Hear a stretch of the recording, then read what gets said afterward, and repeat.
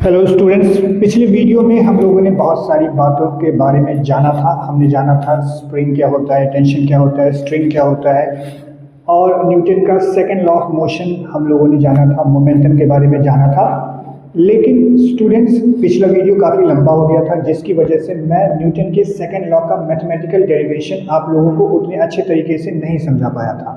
तो इस वीडियो में मैं आपको न्यूटन के सेकंड लॉ का मैथमेटिकल जो डेरिवेशन है वो बिल्कुल डिटेल में बताऊंगा। इसके साथ साथ हम लोग न्यूटन के सेकंड लॉ के फॉर्मूला को यूज करते हुए कुछ न्यूमेरिकल्स को भी सॉल्व करेंगे। स्टूडेंट्स, मोमेंटम क्या होता है? तो मोमेंटम जो है वो क्वालिटी है किसी मोशन का, स्ट्रेंथ है किसी मोशन का। ठीक है स्टूडेंट्स, तो मोमेंटम ये बताता है कि किसी मोशन का क्वालिटी क्या है, स्ट्रेंथ क्या है, कितना ज़्यादा फोर्स लगेगा उस बॉडी को रोकने के लिए जिसका मोमेंटम ज़्यादा है। ठीक है स्टूडेंट्स, तो आइए अब हम सेकेंड लॉ को एक बार फिर से रिकैप करते हैं। सेकेंड लॉ क्या कहता है? सेकेंड लॉ कहता है कि the force applied on a body, the force acting on a body is directly proportional to the rate of change of momentum of that body. मतलब the force acting on a body is directly proportional to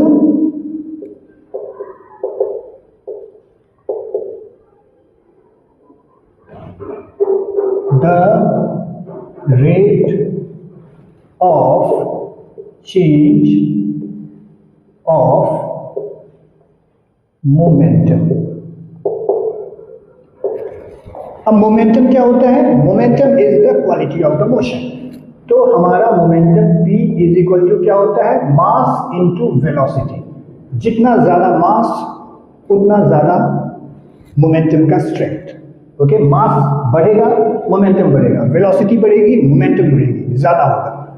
तो P हमारे पास क्या होता है? Mass into velocity. और हमारा second law क्या कहता है? Force acting on a body is directly proportional to the rate of change of momentum. तो अगर rate of change of momentum mv है, ठीक है, हम यहां मान लेते हैं कि इनिशियल मोमेंटम mu है और फाइनल मोमेंटम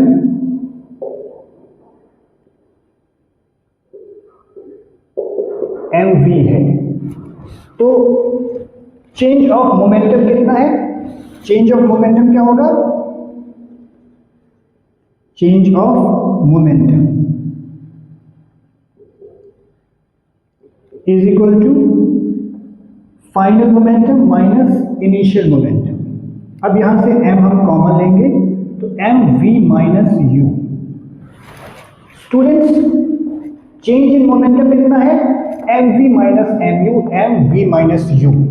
अब हमारे पास में सेकेंड लॉ के मुताबिक क्या हमें बताया गया है? सेकेंड लॉ में, सेकेंड लॉ में बताया गया है कि rate of change of momentum, ठीक है,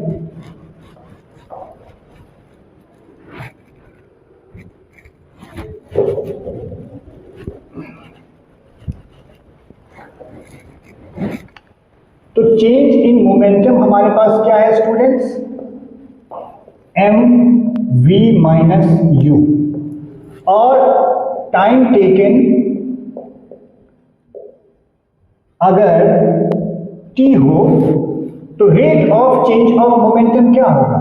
rate of change of momentum in a given time, कितना मोमेंटम बदला वो कितना हो जाएगा? mv minus u by t।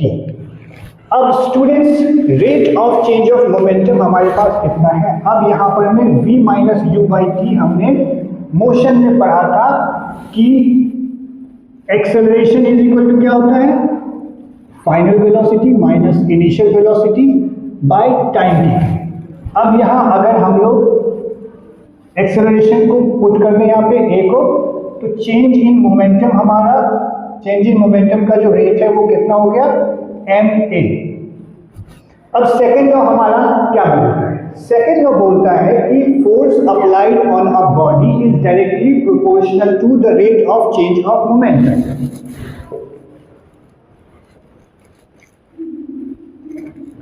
Okay,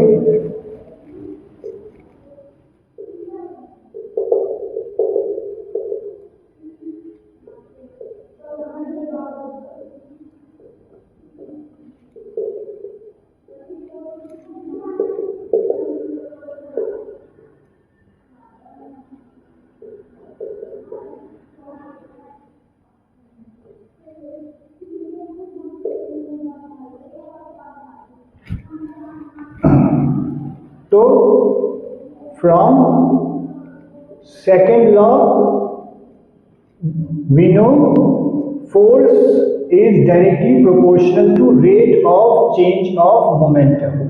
okay, इसका मतलब ये हुआ कि फोर्स जो है वो डायरेक्टली प्रोपोर्शनल है rate of change of momentum, मतलब ma।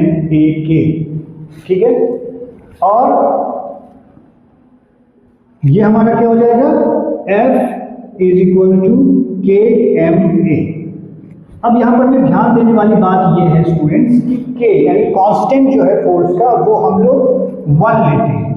ठीक है, 1 किस लिए लेते हैं कि 1 newton of force is what, if 1 metre per second square acceleration जो है वो प्रोड्यूस होता है एक केजी के बॉडी पे, तो फोर्स अप्लाई कितना होता है, 1 न्यूटन। इसीलिए ऐसा यूनिट में हम लोग K इज इक्वल टू कितना लेते हैं, K is equal to 1 newton लेते हैं। ठीक है, तो K अगर हमारा 1 हो जाएगा इसका मतलब क्या हो गया, force is equal to ma। यही हमारा जो है मैथमेटिकल डेरिवेशन है force is equal to mass into acceleration, यानी न्यूटन के सेकेंड लॉ से।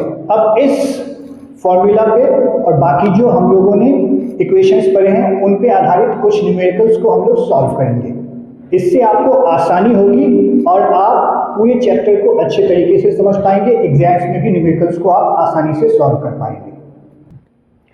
स्टूडेंट्स, हमारे पास एक क्वेश्चन है कि a body of mass 4 kg changes its velocity from 2 meter per second to 18 meter per second in 4 seconds. Find the force acting on the body। मतलब 4 kilo का एक body है, ठीक है, और इसका वेलोसिटी जो है वो initial velocity 2 metre per second है और इसका जो फाइनल वेलोसिटी है वो 18 मीटर पर सेकेंड है। ठीक है, और टाइम जो है वो इतना करने में इनको 4 सेकेंड का लग रहा है, तो फोर्स कितना लग रहा है इस पे ये हम लोगों को जानना है। तो हम जितनी भी चीजें क्वेश्चन में दी हुई है उनको हम यहाँ पर भी लिख लेंगे। हमारे पास में मास कितना है,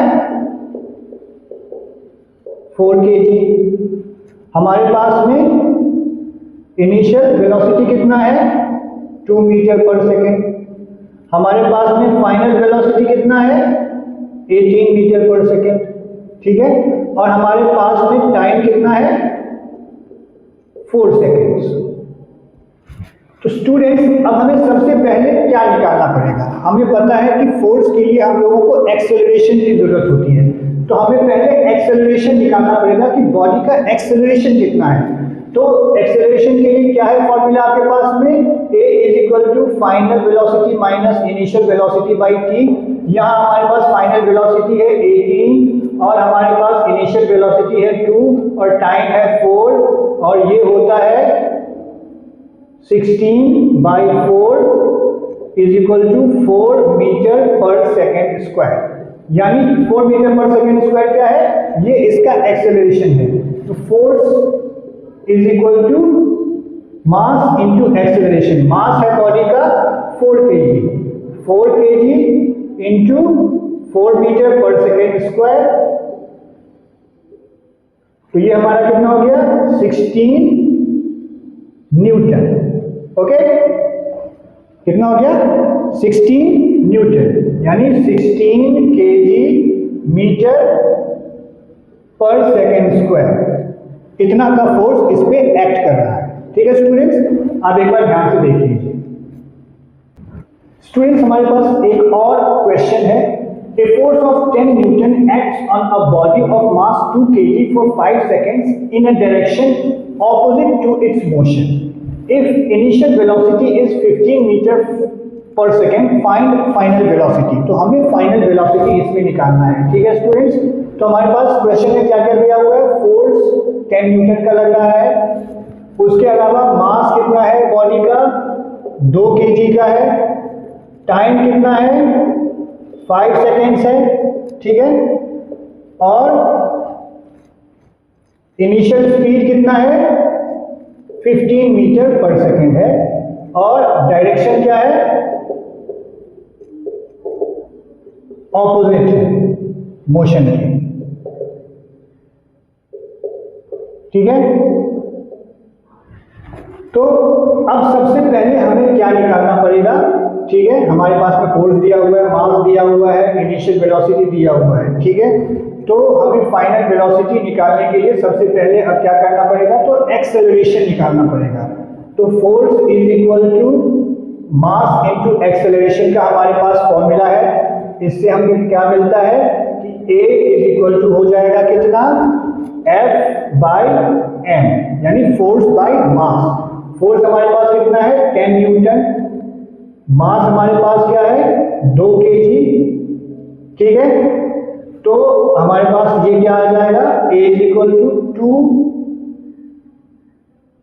5 मीटर पर सेकेंड स्क्वायर, यानी 5 मीटर पर सेकेंड स्क्वायर का एक्सेलरेशन हो रहा है इस बॉडी में जब ये ऑपोजिट डायरेक्शन में। तो डायरेक्शन हमारा क्या है? ऑपोजिट है, इसलिए क्या ये हो जाएगा? -5 मीटर पर सेकेंड स्क्वायर। अब हमको कहाँ जाना है फाइनल वेलोसिटी के लिए? तो जो पहला इक्वेशन हमने पढ़ा था मोशन का, जिसमें क्या हमने पढ़ा था? v is equal to u plus a t. ठीक है, इस इक्वेशन को हम लोग यूज करेंगे। फाइनल वेलोसिटी हम लोगों को निकालना है, इनिशियल वेलोसिटी हम लोगों को दिया हुआ है। ठीक है, हमारे पास एक्सेलरेशन कितना है और टाइम कितना है, ये सब हमें दिया हुआ है। तो u कितना है? 15। u कितना है? 15 मीटर पर सेकेंड। एक्सेलरेशन कितना है हमारे पास में? -5। ओके, और टाइम कितना है हमारे पास में? 5 सेकेंड्स।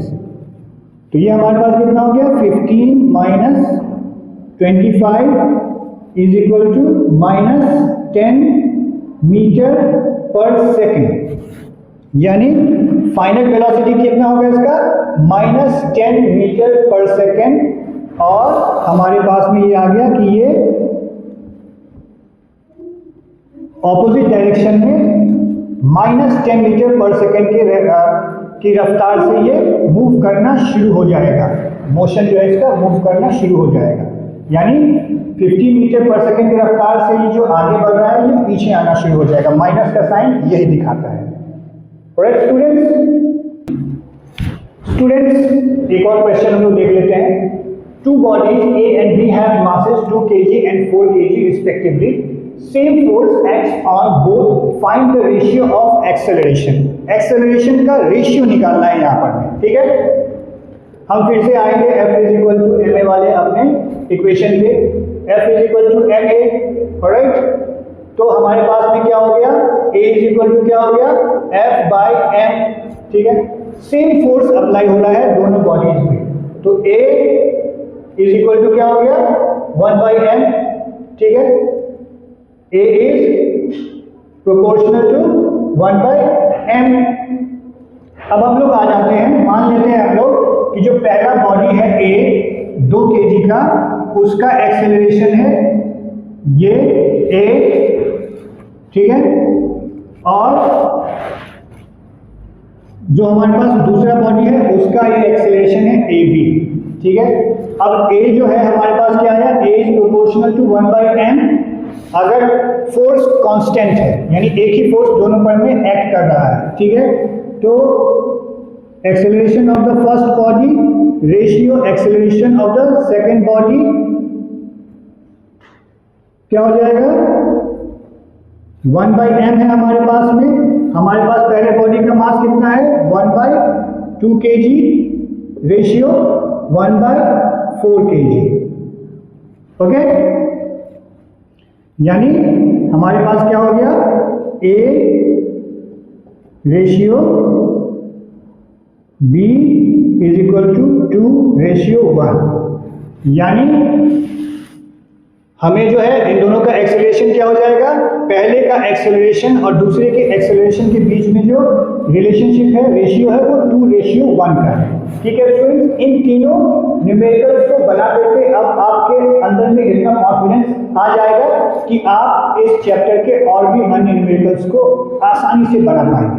आज के वीडियो में इतने ही स्टूडेंट्स, नेक्स्ट वीडियो में हम लोग Newton's third law of motion के बारे में जानेंगे और बाकी बची हुई बातों के बारे में। Thank you very much.